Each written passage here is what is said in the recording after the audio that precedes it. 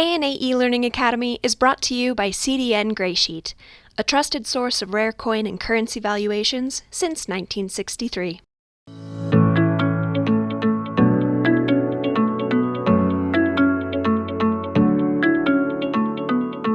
Thank you all for joining us today for the ANA eLearning Academy. We would like to thank our partner Graysheet for their support of the ANA eLearning Academy. Today we have Ralph. He will be doing our money talks for the day. And without further ado, here is Ralph. Yes, I appreciate the opportunity to do this presentation, and I'd like to welcome everybody to this presentation. We're going to do something a little different. I don't know if you all remember the movie Back to the Future. It came out in 1985, and the two protagonists jump into the DeLorean and they zip back 30 years and change history. Well, that was fiction. But today we're actually going to go back to the future, and this is the real deal. But before we go back to the future, I need to go back to the past to bring you up to speed on what I consider the most underappreciated and underrated series in all of 20th century coinage, and that is the Walking Liberty half-dollar proof series. Okay, it all began back during the first decade of the 20th century when Teddy Roosevelt, in his not-so-subtle way, opined on what he thought about our coinage. And the quote is right there in front of you. And he was focused primarily, I think, on the Barber series coins, the dime, the quarter, and the half-dollar. And what you see right below the word Renaissance is a Barber dime dated 1914. And I think probably what he was concerned about is Miss Liberty there. You notice the thick neck, the prominent chin, and the short hair. If you look at that image, it could just as easily be Mr. Liberty as it is Miss Liberty. And so that's probably what he was concerned with.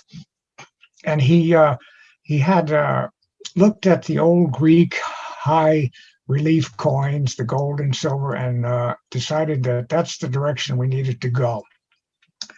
So he called on Augustus St. Gaudens to begin changing our coinage. Now, Augustus St. Gaudens had some heartburn with the current chief engraver, Charles Barber, dating back to 1893. So this was a bit of a way to get even, I suppose, with some of the things that he had heartburn with. But first up, we'll talk about the double eagle, which is shown below there on the left. When Augustus St. Gaudens designed this coin, the relief was incredible, and it took, depending upon what you read, between 14 and 9 strikes with the dies before he could bring the total relief up. So they went back to the drawing board, came up with a new design. The second time it took 3 strikes to bring it up. Well, this is not going to work with a circulation coin. So Barber stepped in and cleaned up the coin to where it could then be produced with 1 strike.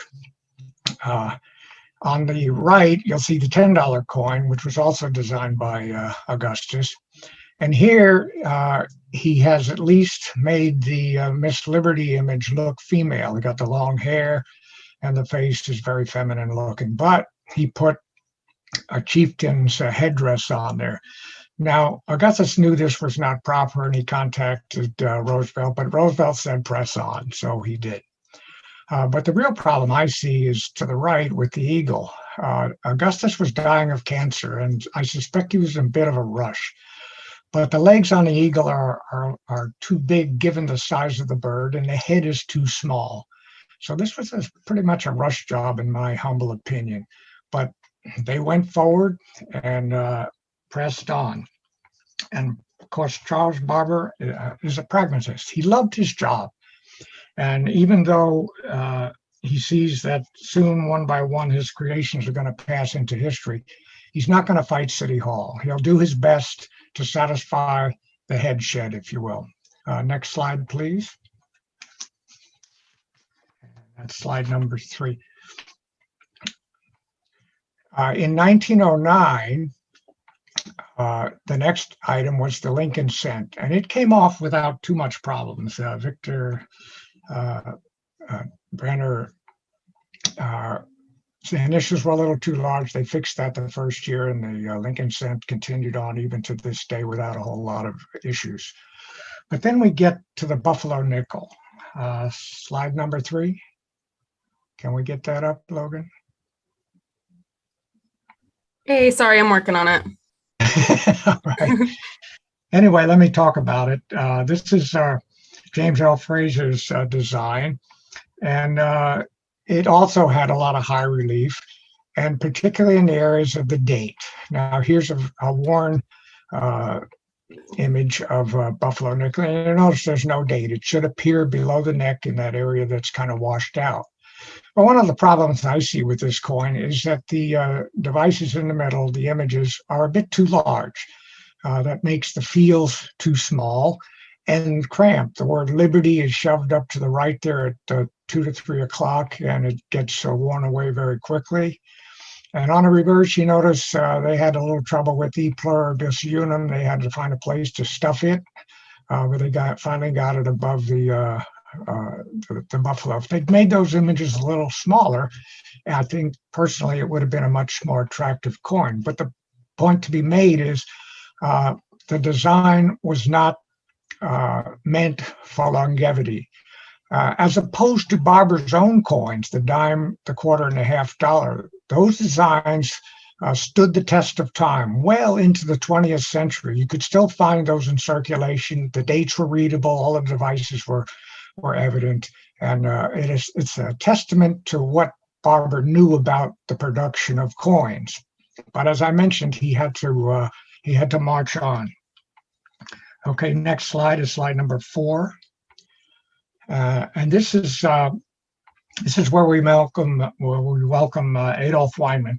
He was born in 1870 and arrived in the U.S. at the age of 14. He later studied at the Art Students League of New York, actually under sculptor Augustus St. Gaudens. He's best remembered as a medalist, but when he was once introduced as such, he vehemently denied being one. He said that he was an architectural sculptor. Despite his objections, Adolph was still best remembered as the designer of the 2 coins that you see to the right, the half dollar and the dime. Now, we're not going to spend any time with the dime. That came off with actually no problems whatsoever. But the half dollar, it did have some issues, which we'll talk about later. But let's see just how all Adolph's coins have done since 1916. And let's go to the next slide, which is Adolph Weinman's legacy.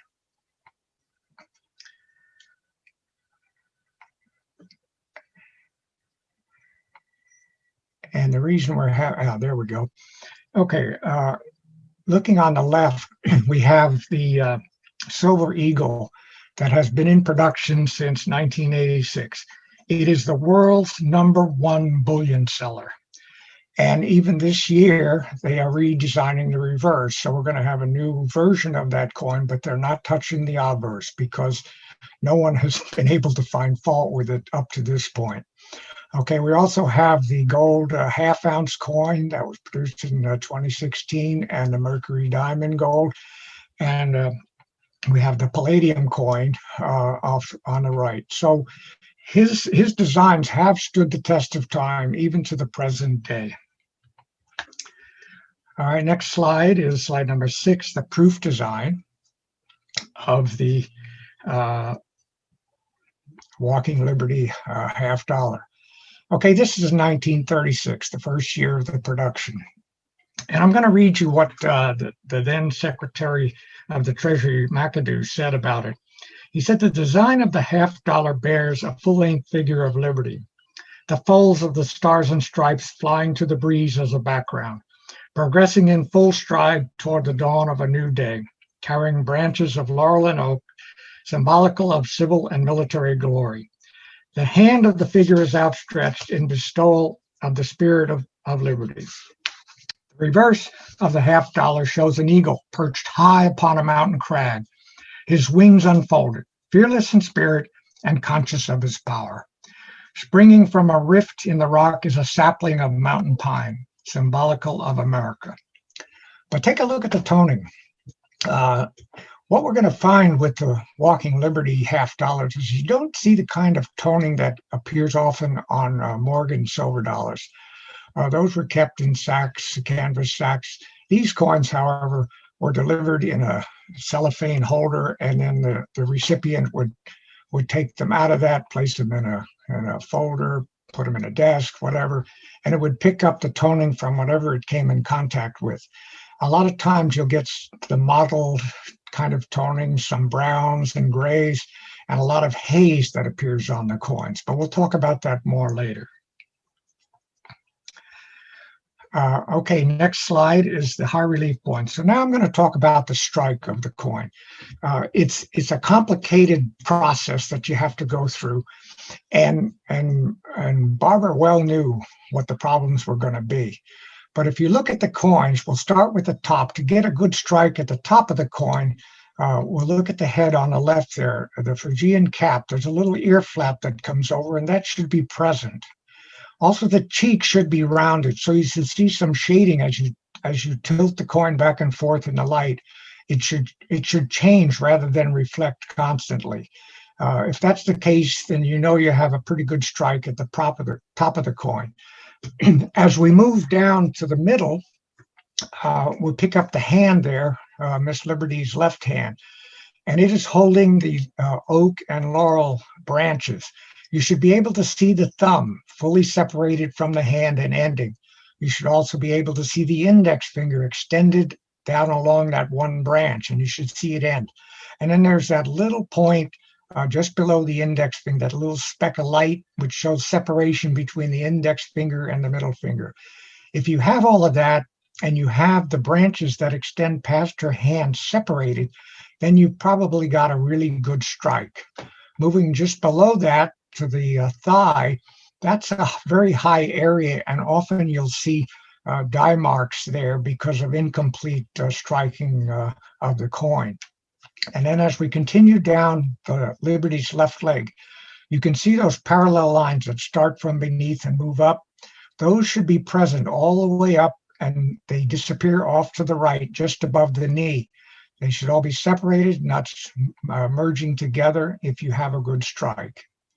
Okay, looking at the reverse to the image on your right, we focus primarily on the trailing leg, the left leg of the eagle. Let's start from the bottom, just above the exposed leg.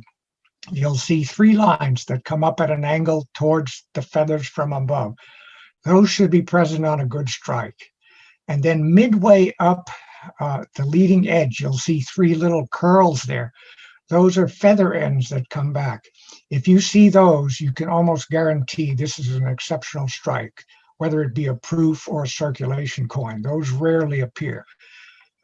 Also, the remaining feathers on that trailing leg should also be clear and distinct. If we go further up to the chest of the eagle, just below the bald white part that you would normally see if this was in color, all of those feathers should be distinct. They should not merge together. So if you have all of that, then you have what I would refer to as a proof 68 strike. Now, that doesn't mean the coin will grade proof 68 because there are other factors involved, but at least the strike itself, in my humble opinion, would be a proof 68. Okay, let's move on to slide number 8. Okay, so the coins began to be struck in 1916 and continued on, and here we go. It's 20 years later in terms of striking, and this is a 1935 S circulation coin. Now take a look at it. Given what I just mentioned about strikes, look at the head. You can see that little flap on the Phrygian cap, but the cheek is flat. Coming on down, you'll notice Liberty's left hand is it's not present. You can't see the thumb or the index finger or any of that. The laurel and oak branches have all merged together. And continuing further down onto the thigh, there's quite a few die marks on there.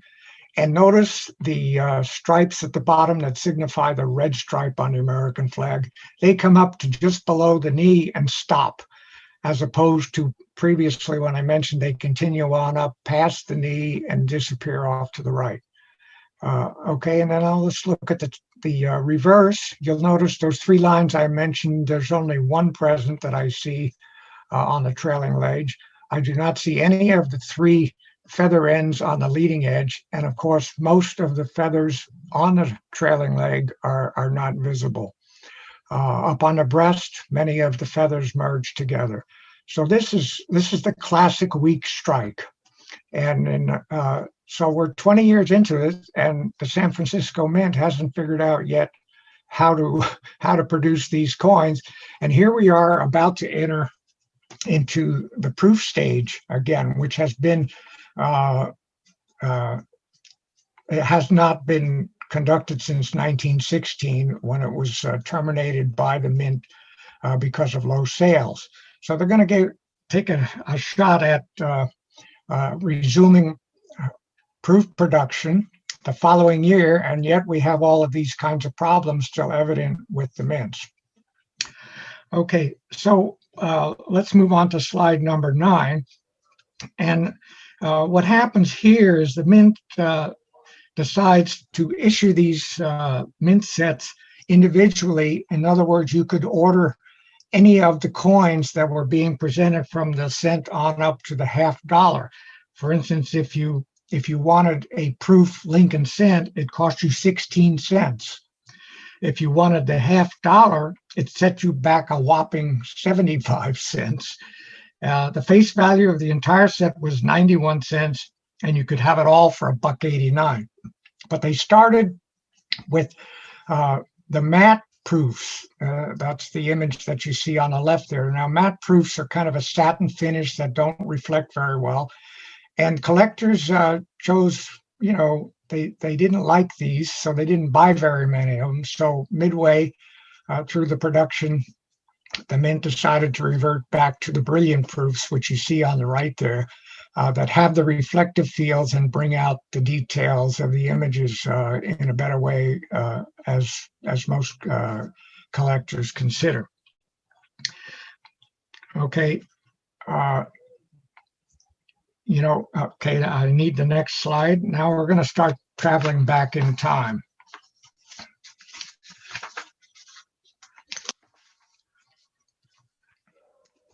Okay, the Walking Liberty Proof Mint. This is an amazing slide, in my humble opinion. Take a look at 1936. 3,901 proofs were issued. That's an astounding number in terms of a low mintage. And we move on up all the way to 1942, when 21,000 were produced. The total proof mintage of the entire 7-year series is 74,400, an astounding number.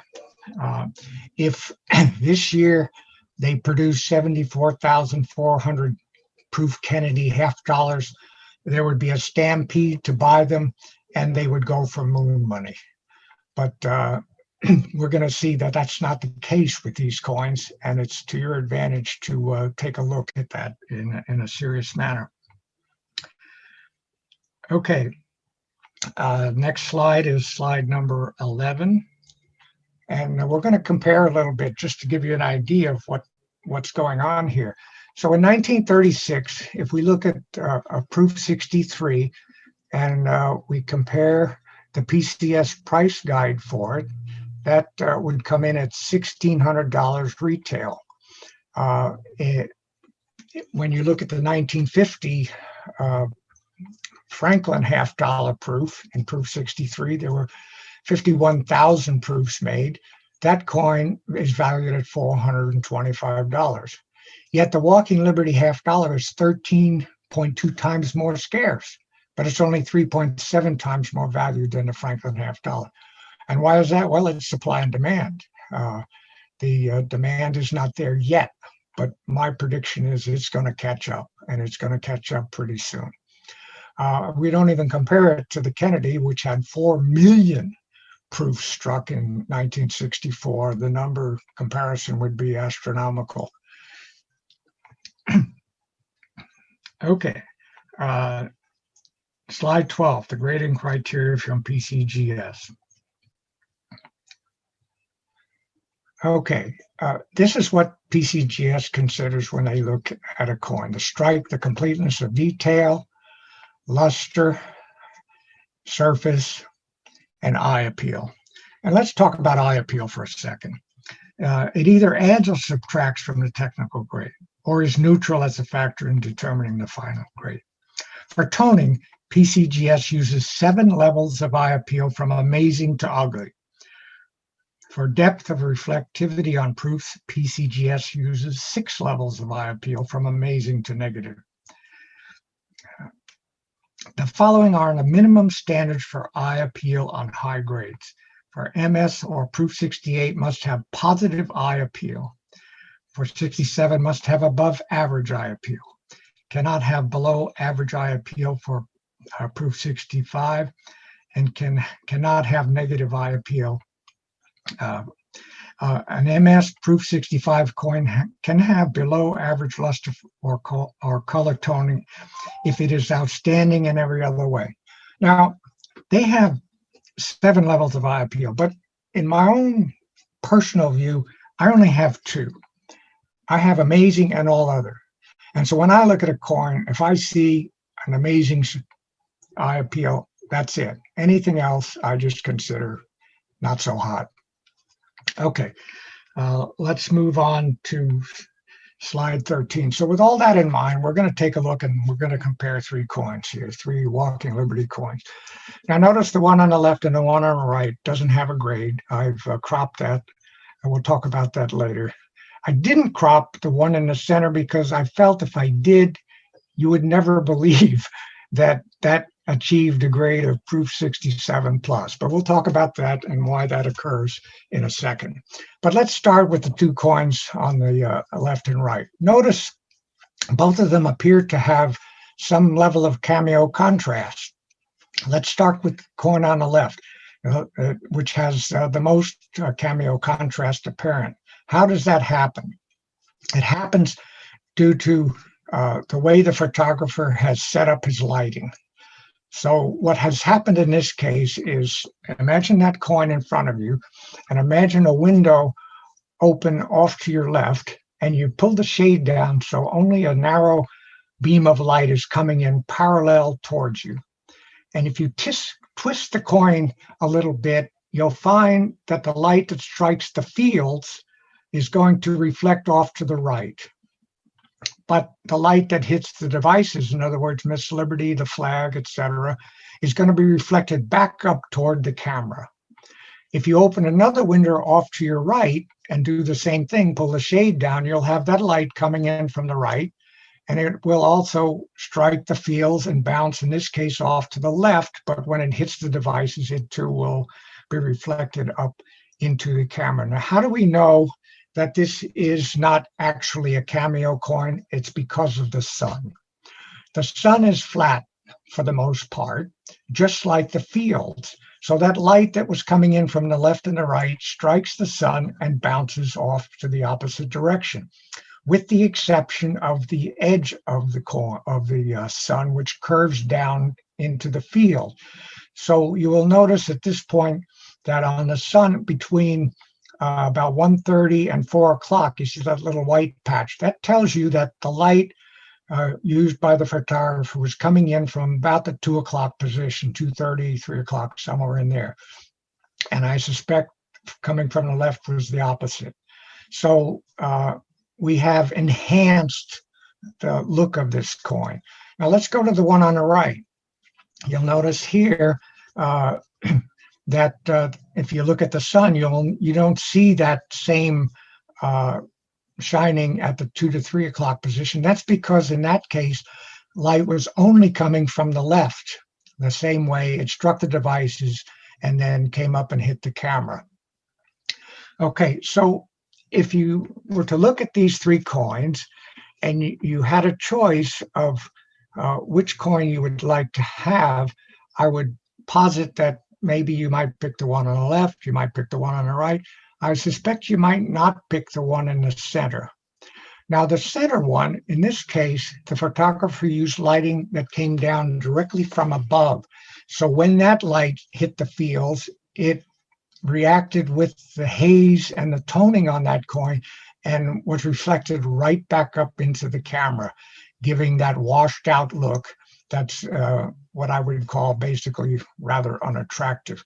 Now, if you were to copy down that PCGS number there just below the CAC sticker and go into the PGS site and picked up this coin, you would see a much better presentation, because the photographer that took that photograph used light coming in from the side as opposed to from above, and so it looks more attractive.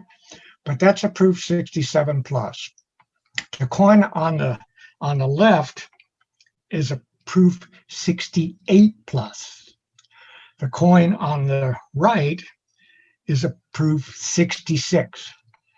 Now, why is the one on the right a proof 66? It has the deep mirrored fields, no toning, no haze.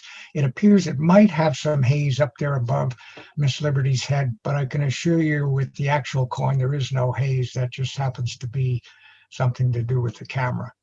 The reason why the deep mirrored coins grade a little lower is if there's anything at all in the fields, especially to the right of Miss Liberty there. That's what I call the place where most Walking Liberty coins go to their grave, because it jumps right out at you if it has a contact point or milk spots or some other thing in there. It becomes very less attractive. On the left side, you have those spikes coming off the sun, which tend to interfere with any distractions, and so they're not as noticeable. But that's a proof 66. So I have concerns about the grading of these coins in terms of how the different grading services consider toning and attractiveness and reflectivity in coming up with a particular grade. But that's an opinion of mine, and I share that with you, and it's up to you to decide which one you'd rather have. Okay, let's take a look at the next slide, which is slide number 14. Okay, now here's the 1940 proof 67 CAC. This, in my humble opinion, is a spectacular coin. If there's one tiny speck between the T and the Y above the word in God that you can see in the right field, but that's it. Otherwise, this is as clean a coin as you're ever going to see. And I want to point out some things about these particular coins. Many of you are probably aware of Rick Tomaska. He's a prolific author and has spent years studying these coins. And here's what he says about the Walking Liberty $50 proofs.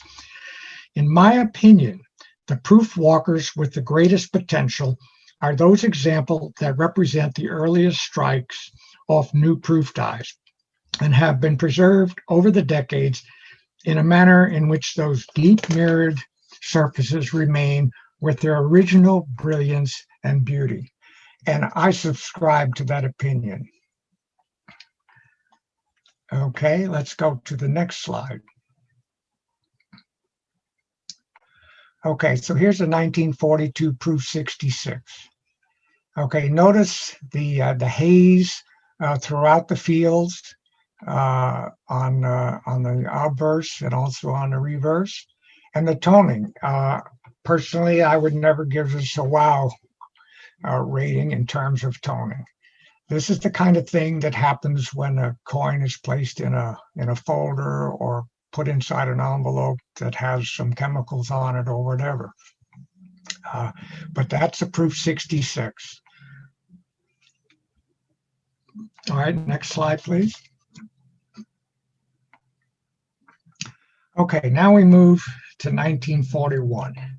And that's a key year because something happened in 1941 that didn't occur in the other years. And that is the elimination of Adolph Weinman's initials on some of the coins that were produced. And you'll notice on the left there, just to the right of the R in dollar, you can see the initials just to the right of the rock. And yet on the coin on the right, they disappear. And there's a lot of controversy over this. All right, let's go to the next slide. Q. David Bowers, by the way, claims that proofs issued during the year from January to about October have the AW monogram missing. Later proofs, perhaps 15 to 20% of the total, have AW sharp. And of course, David Bowers, he's one of the most prolific authors and experts in all of numismatics. On the other hand, Rick Tomaska claims, after studying the proof Liberty Walking series over the past 30 years, I would estimate that 15 to 20% were struck without the AW initials. Now, Bowers says 15 to 20% with the AW. Tomaska says 15 to 20% without. Who's right? And now we're going to find out who's right. The key is what the chief engraver, John R. Sinek, said about the missing initials. He was questioned about this. And then his comments were published in a Numismatic scrapbook magazine in February of 1942. Here's what he said. I wish to say that since these are raised in relief in the die, they tend to become softened with each polishing. The average number of coins struck between each polishing is about 500 on the reverse of the half dollars. This particular detail of the design, the initials, becomes more faint each time the die is polished. The impressions which you describe must have been made from a die which had been polished several times. Okay. He also mentioned that there were 3 reverse half-dollar dies used in 41 to make these half dollars. So if we take the number 3, the number of dies, and divide it into the 15,412 coins that were produced, you get a little over 5,000 coins struck per die and about 9 polishings. Okay, if the initials are sharp over the first 2 of the 500 strikes and completely missing over the last 2 goes, you get approximately 20% at both ends. Thus, about 60% have weak or partial initials. So Bowers and Tomaska are both right. You've got about 20% with strong AW, you have about 20% with no AW, and you have about 60% with weak or faint AWs. But there's more to 1941, so let's go to the next slide. And that has to do with the obverse and the flag. If you look to the left, on the image on the left, to the right of the I in Liberty, you will see those parallel lines indicative of the red stripe on the flag are very evident. But if you go to the image on the right, just to the right of the I in Liberty, they're missing. So the individual who was using his tool to bring back the fields on the dies got a little aggressive and inserted his tool inside the flag there and wiped out the stripes. This is a variety that has not appeared in cherry pickers guides or has been discussed anywhere between the coin grading services. But it is something to look for, and it is found primarily in the 1941 series. I haven't seen it occur in any of the other years. Okay, next slide, please. Okay, so now we're going to get moving back into the future, if you will. If you're interested in building a set, first of all, it requires only 8 coins. So it's not like one of these series where you have to get 50 or 60 coins, of which many of them are almost impossible to come by. You can acquire every single one of these without too much difficulty. But you need to read the books. And if we can jump to the next slide that has the books on it. There we go. And this is a starter. Dave Bowers has put out the book on the far left there, Mercury Dimes, Standing Liberty Quarters, and the Liberty Walking Half Dollars. And in his book, he covers the entire series from 1960s all the way up through 47, and includes the proof series as well. And it's well written and it's worth your time. In the middle is Rick Tomaska's book, The Franklin and Kennedy Half Dollar Third Edition. Now you notice it doesn't mention anything about walking Liberty half dollars, but he has a full chapter at the end of this book, and it's very well done. But keep in mind, you need the third edition. The second edition is still out there on Amazon and other places. And if you buy the second edition, you're not going to get this chapter. So Franklin and Kennedy half dollar third edition is what you're after. The other thing you're going to need is some way to determine the retail value of these coins. And I recommend the PCGS Rare Coin Market Report. It has the most extensive listing of prices and grades that you'll find easily in the marketplace. So you begin with those three.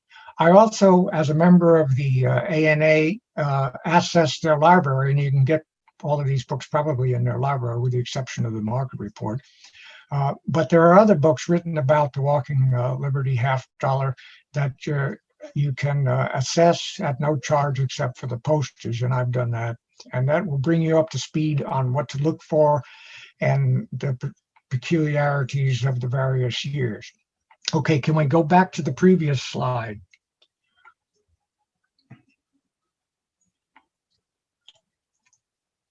Okay. What slide was that? What slide was that? That was slide 19. How to build a set. There we go. Okay, so we're going to start talking about building a complete set. The first thing after you've done your research is to determine your budget. And for today, we're going to pick a number, $5,000. And if you're willing to commit that amount of money in the next months, years, or 10 years, whatever it is, we'll stick with that number. Okay, then you're going to get a price guide. And as I mentioned, the PCGS is the place to go for that. And then once you have that, your budget and your price guide, then you can determine the grade that you can begin with. So I would like to start with proof 65 or better, a gem proof, because if you go below that, you're going to find a lot of problem coins, because proof coins are pretty well struck, and generally speaking, they're going to grade fairly decently. So if you got a proof 62 or 63, you might have some problems. And then, of course, once we get our set complete, we may choose to upgrade, and I'll talk about that more in a little bit later. Okay, so now we want to go to slide 21. Or I'm sorry, yeah, you're right. This is the one we want. Okay, so wait a minute. No, slide 20. We want to back up to slide 20, the Walker Proof Price Guide. We got a little ahead of ourselves. No, not that one.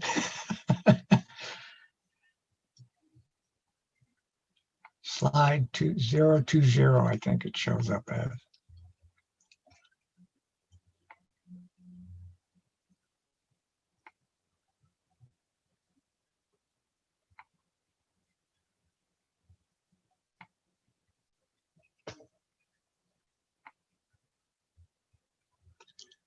Nope, that's the complete set. It's one back.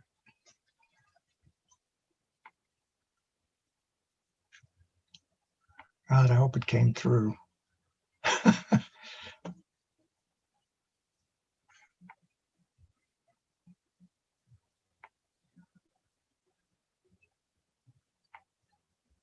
Slide number 20.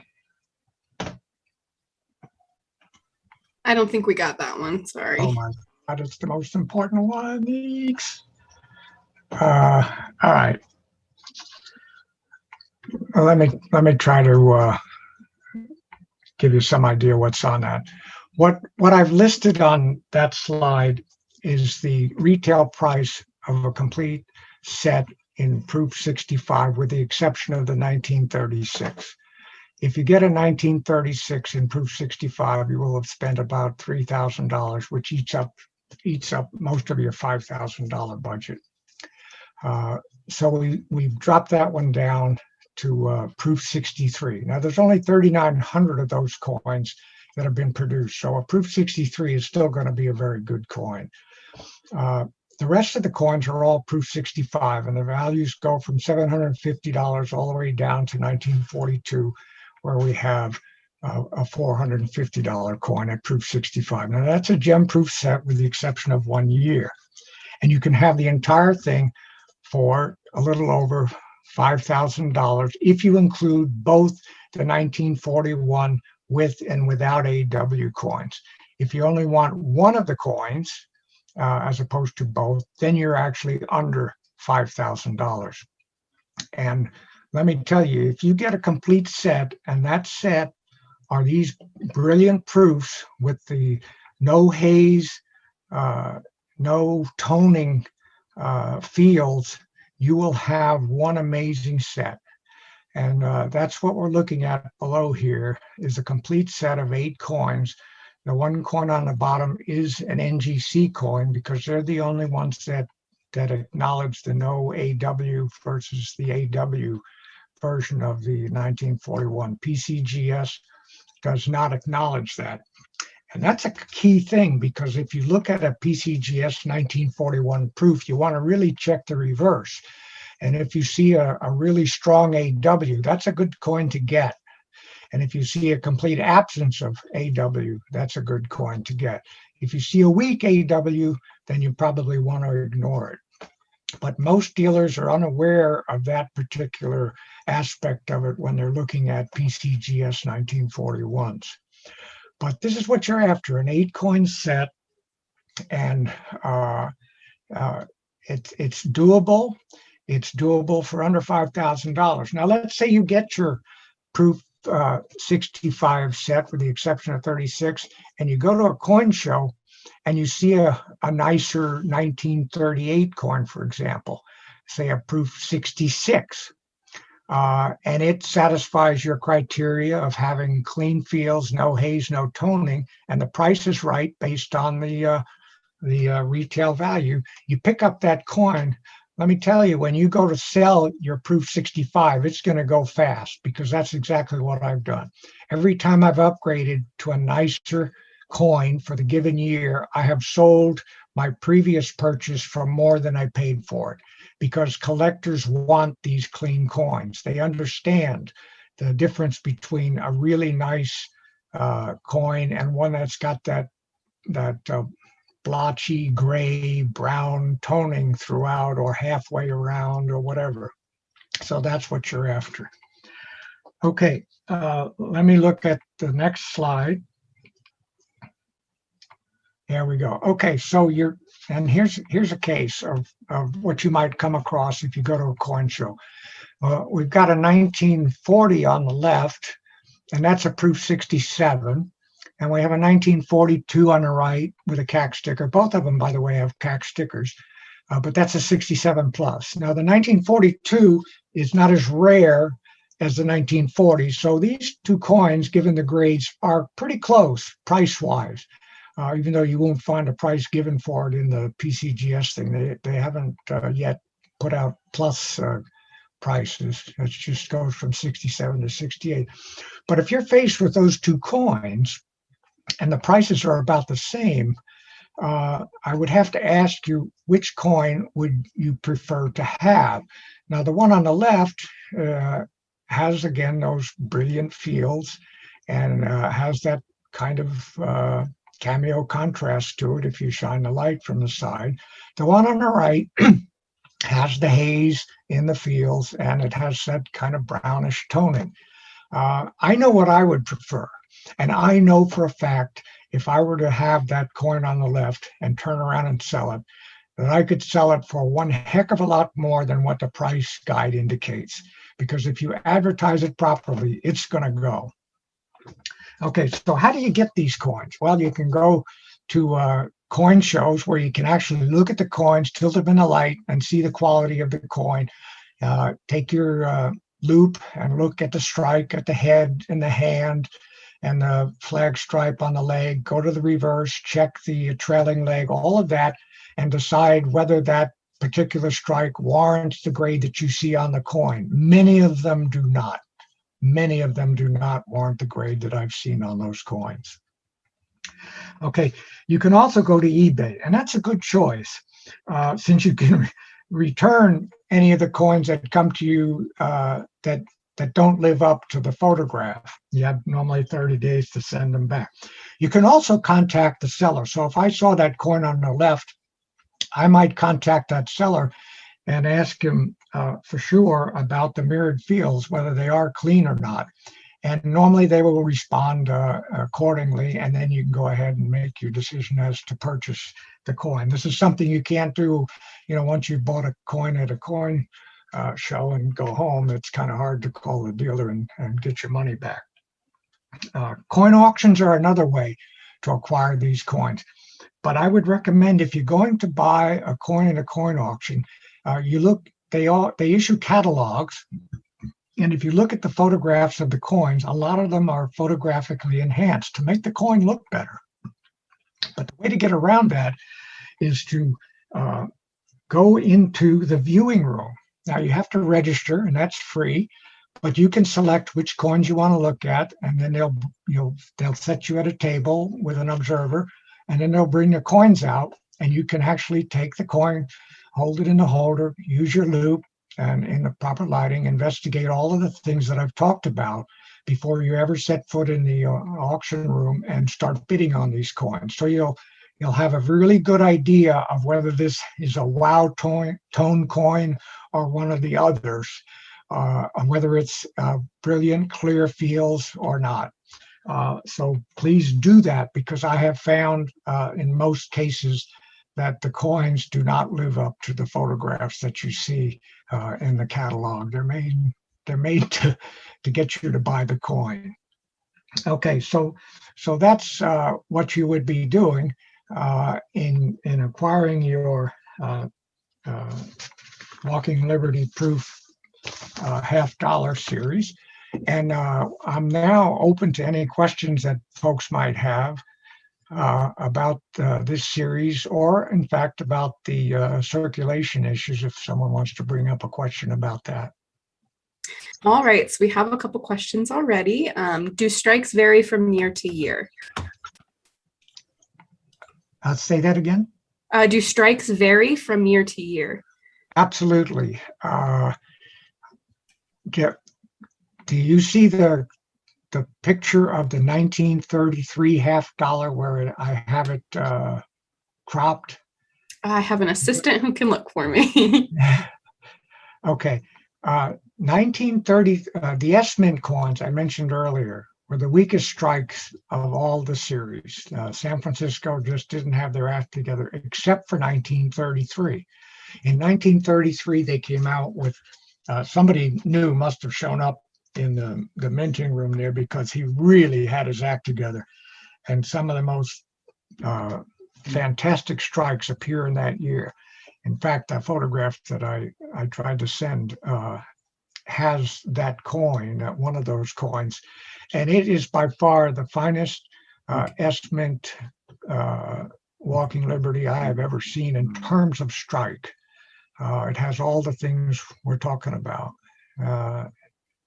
Well, yeah, that's not it, but that's two S-Mint coins.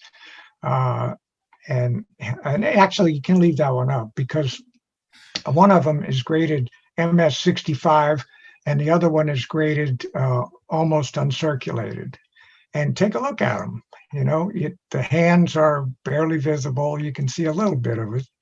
The left leg stripes disappear on the left side and come part way up on the right, but they're merged together in places. And yet there's a huge difference in the grade on these two coins. And by the way, the one on the left is the higher grade. It's got haze in the fields. Both of them have haze in the fields. So it's the S-Mints drive you crazy.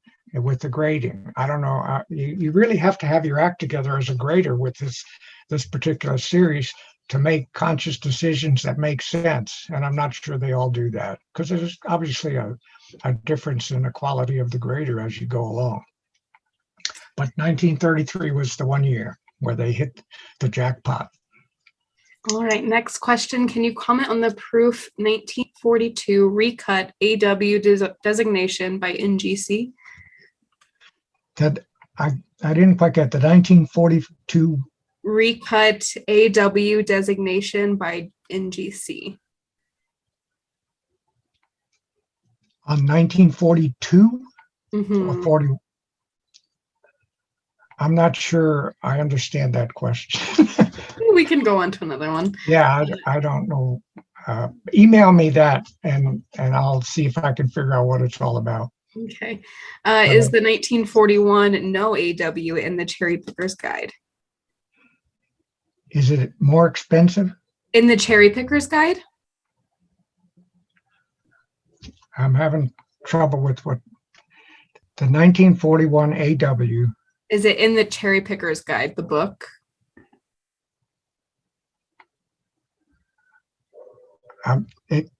The words are coming through all broken up. The last couple of words just do not come through. Say again, slowly. In the Cherry Picker's Guide? Oh, yeah. The 41, I'm trying to think. I don't think it is. I've got the Cherry Picker's Guide. I'll grab it right now while you bring up the next question. Okay. Will PCGS attribute the no AW if requested and paid for? The next one.